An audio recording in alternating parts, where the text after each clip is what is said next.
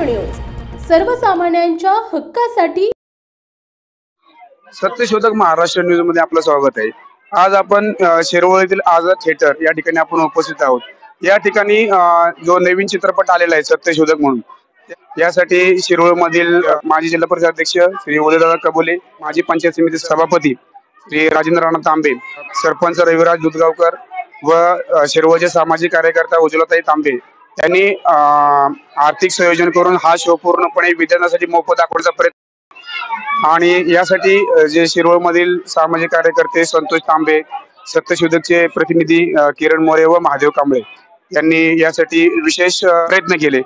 त्या संदर्भात आपण आज शिरोळमधील जे विद्यार्थी आहेत शाळेतील त्यांची आपण प्रतिक्रिया जाणून घेऊया. आज सत्यशोधकचा जो चित्रपट पाहिला तू आज, तर त्यावर तुला काय सांगायचं? मला पहिलं हे सांगायचंय की प्रत्येक विद्यार्थ्यांनी या चित्रपटावर अजून पाहिलं पाहिजे. मोस्टली ज्या मुली आहेत त्यांना समजलं पाहिजे की सावित्रीबाई फुलेंनी, महात्मा फुलेंनी आपल्यासाठी किती त्याग केला, ह्या समाजासाठी किती त्याग केला. त्यांनी खूप कष्ट करून, खूप सहन करून त्या काळात आपल्याला शिक्षणासाठी जे कार्य केलं ते आपल्याला समजून घेण्यासाठी हा चित्रपट आवर्जून सगळ्यांनी पाहिला पाहिजे. या चित्रपटामधला तुला कोणता सीन आवडला जास्त करून? जास्त करून मला म्हणजे पूर्ण चित्रपट मध्येच खूप असे सीन आहेत की ज्यातून अंगावर काटे येतात की त्यांनी किती सहन केलं आपल्यासाठी. आणि मोस्टली जेव्हा त्यांना म्हणजे पॅरालिसिस होतो आणि तरीही त्यांची ती निष्ठा असते की त्यांना ते लिहायचंय, तो ग्रंथ पूर्ण करायचा आहे, तो सीन मला खूप आवडला. थँक्यू. बाळा, तुझं नाव काय रे? समर्थ राहुल भागवत. कुठला पिक्चर बघितला आज? सत्यशोधक. सत्यशोधक. कुणाचा आहे तो पिक्चर? सावित्रीबाई फुले आणि महात्मा ज्योतिराव फुले. काय बघितलं त्याच्यामध्ये, काय आवडलं तुला? मला जो महात्मा फुले यांनी ग्रंथ लिहिला ते आवडलं. समाजासाठी इतका त्याग केला ते. आणखी एवढंच. तुझं नाव काय? माझं नाव तन्मय आनंद कदम.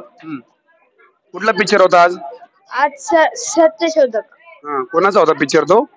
महात्मा ज्योतिराव फुले व सावित्रीबाई फुले. काय सांगितलं त्याच्यामध्ये, काय सांगितलं तुम्हाला, काय दाखवलं झालं त्याच्यामध्ये? सावित्रीबाई फुले यांनी स्त्रियांची मुलींसाठी शिक्षणाची व्यवस्था केली व महात्मा ज्योतिराव फुले मुलांना शिक्षण खुलं केले. हे आवडले मला. तुझं नाव काय बाळा? करण नारायण ठोबरे. कुठली शाळा? शाळेचं नाव? जिल्हा परिषद प्राथमिक शाळा शिरोळ पुणे. कोणता पिक्चर होता आज? सत्यशोधक. सत्यशोधक. कोणाचा होता तो? सावित्रीबाई फुले आणि महात्मा ज्योतिराव फुले यांचा. काय आवडलं त्याच्यामध्ये तुला? मला त्यामध्ये ज्योतिराव फुलेंनी मुलांना शिकवण आणि सावित्रीबाई फुलेंनी मुलींना शिकवण दिली, हे जास्त आवडलं. आता मुलांनी शिकलं पाहिजे का? हो, आणि मुलींनी पण शिकलं पाहिजे. तिथून पुढे काय केलं पाहिजे? शिकून मोठं झालं पाहिजे. काय नाव तुझं? सागर धोत्रे. कुठून आली तू? जिल्हा परिषद प्राथमिक शाळा सत्वाई कॉलनी. काय कोणाचा पिक्चर होता आज? सत्यशोधक पिक्चर. कोणाचा होता तो? महात्मा ज्योतिबा फुले, सावित्रीबाई फुले.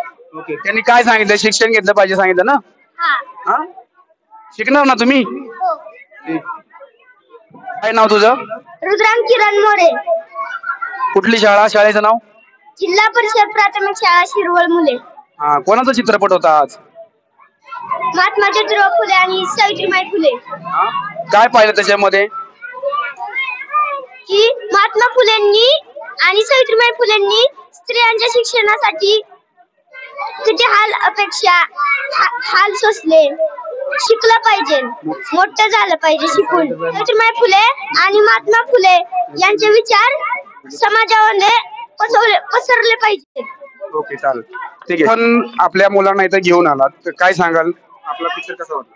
खरं तर ही एक छान संधी आपण सगळ्यांनी उपलब्ध करून दिली, त्याबद्दल सुरुवातीला मी आपले सगळ्यांचे धन्यवाद व्यक्त करतो. 4 भिंतीच्या आतमध्ये आम्ही नेहमीच मुलांना शिकवतो, पण पडद्यावरती एखाद्या समाजसेवकाचं हे थोर समाजकार्य पाहणं हा एक आगळा वेगळा असा अनुभव मुलांसाठी होता. महात्मा ज्योतिबा फुलेंचं कार्य असेल, सावित्रीबाई फुलेंचं कार्य असेल. खरं तर सावित्रीबाई फुले आपल्या तालुक्यातील आहेत, त्यांच्या कार्याचा परिचय मुलांना वरचेवर होत असतो, आपण तोंडी सांगत असतो, परंतु प्रत्यक्ष त्यांनी 150-200 वर्षापूर्वी काय हाल अपेष्टा सहन केल्या ते प्रत्यक्ष पडद्यावरती बघणं हा एक रोमांचकारी वेगळा असा अनुभव होता. आज समाजामधला 50% समाज हा स्त्रियांचा आहे आणि या स्त्रियांना 150-200 वर्षापूर्वी शिक्षणाची दारं खुलीच नव्हती, की ज्याच्यामुळं आज स्त्रिया शिकल्या, मोठमोठ्या पदावरती गेल्या. जगाच्या व्यासपीठावरती बघितलं तर मोठमोठी पदं या स्त्रिया भूषवत आहेत. परंतु या माझ्या देशामध्ये मात्र या स्त्रियांना किती हीन वागणूक दिली जात होती. 4 भिंतीच्या आतलं त्यांचं जीवन होतं, त्यांचं आयुष्य होतं आणि ते बंदिस्त आयुष्य खुलं करण्याचं काम महात्मा ज्योतिबा फुलेंनी केलं. त्याची सुरुवात त्यांनी स्वतःच्या घरापासून केली, स्वतःच्या पत्नीला शिकवलं आणि नंतर या सगळ्या समाजाला शिकवण्याचं काम त्यांनी केलं. हे काम करत असताना त्यांना प्रचंड संघर्षाला सामोरं जावं लागलं. स्वतःच्या पत्नीला कितीतरी त्रास सहन करावा लागला. समाजातील त्यावेळेचा जो वर्ग होता 1% शिकलेला, त्या समाजाकडून या लोकांना प्रचंड त्रासाला सामोरं जावं लागलं. दगडगोटे खावे लागले, शेण खावं लागलं आणि मग या सगळ्याचा कसलाही न विचार करता सावित्रीबाईंनी मनावरती घेतलं, ज्योतिबांनी मनावरती घेतलं. म्हणून आज ज्या स्त्रिया आपल्याला दिसतायत, ही मुलं जी दिसतायत, आमच्यामध्ये मुली दिसतायत किंवा प्रतिक्रिया देणाऱ्या आमच्या शिक्षिका ज्या दिसतायत शिकलेल्या, त्याला केवळ आणि केवळ जे महात्मा फुलेंचं कार्य आहे, सावित्रीबाईंचं कार्य आहे, त्याच्यामुळे आज हे सगळं शक्य झालेलं आहे. त्यामुळे त्यांच्या कार्याला त्रिवार नमन करतो या ठिकाणी. आणि मी सगळ्यांना विनंती करेन की अधिकाधिक विद्यार्थ्यांनी, समाजातील सगळ्याच घटकांनी हा चित्रपट पाहणं गरजेचं आहे.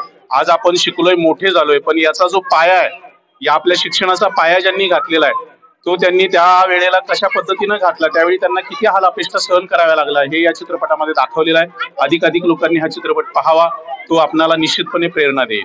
आपण जो आज सत्यशोधक चित्रपट पाहिला तर आपला कसं वाटलं?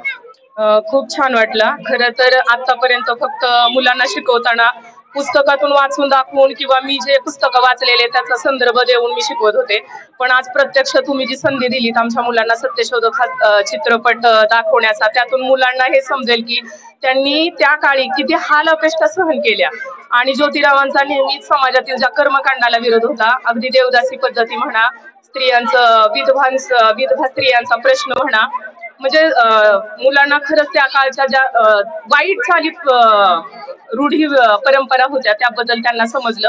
आणि दुसरं म्हणजे ज्योतिराव फुलेंनी फक्त शाळा सुरू केल्या एवढंच विद्यार्थ्यांना मला असं वाटतं माहितीये, पण ते एक चांगले इंजिनियर होते, व्यापारी होते, एक चांगले शेतकरी होते. म्हणजे त्यातून प्रसंगातून दाखवलंय की ते शेतीचा मळा फुलवतायत, खडकवासला धरण तिथं बांधकाम करतायत ते दाखवलंय. आणि सर्वात मोस्टली मला आवडलेलं या चित्रपटाचा जो शेवट आहे, मला असं वाटलं की तो त्यांचं असं म्हणजे ते मरण पावले आहेत आणि तसा सीन असेल, पण तसं नव्हतं. तर तो सीन नाही दाखवला तर त्यांच्या विचारांचा वारसा डॉक्टर आंबेडकरांनी ते पुस्तक हातात घेऊन, म्हणजे जरी माणूस मेला तरी विचार मरत नाहीत, आणि आंबेडकरांनी तो वारसा पुढे ठेवला. म्हणजे त्यांचा शेवट ना प्रचंड मला तो आवडला, खूपच आवडला. आणि हा चित्रपट सर्वांनी पाहावा अशी मी सर्वांना म्हणजे माझी विनंती असेल. खूप छान.